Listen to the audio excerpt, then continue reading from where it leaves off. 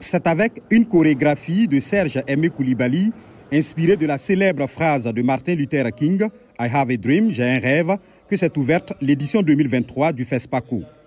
J'ai un rêve qu'un jour, les peuples africains vivront d'être libres, de bonne gouvernance, de liberté.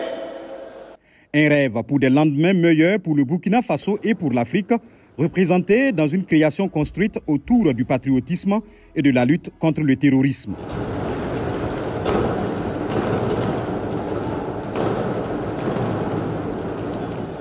Le FESPACO se tient alors que le Burkina Faso a connu des attaques terroristes récentes dans le nord du pays, à Déou, Oursi et Tinakov.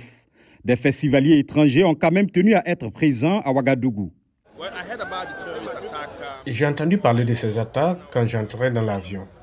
Mais pour je ne sais quelle raison, je ne suis pas du tout perturbé parce que ces choses se produisent partout dans le monde et je crois que je rentrerai chez moi sain et sauf. Beaucoup de productions cinématographiques en compétition dans différentes catégories abordent cette thématique de la crise sécuritaire. Dans un contexte de lutte contre le djihadisme où le rôle des femmes n'est pas souvent mis en valeur, certains films tentent de rectifier le tir en mettant en exergue des héroïnes. J'ai choisi de prendre une héroïne parce que quand on parle de terrorisme, on voit l'armée, on voit les hommes, on voit la politique, mais où sont les femmes? Et quand vous rentrez dans le camp, dans ces camps de réfugiés et que vous entendez toutes les histoires de chacune de ces femmes, de comment est-ce qu'elles ont vécu, de comment elles ont traversé pour arriver où elles sont, c'est extraordinaire. Le Mali est le pays invité d'honneur de cette édition et son premier ministre, Choguel Kokala Maïga, était présent à l'ouverture du FESPACO aux côtés de son homologue burkinabé. Il est revenu sur l'idée de fédération entre le Mali et le Burkina Faso. Nous avons beaucoup échangé sur cette question de la fédération Mali-Burkina avec d'autres pays.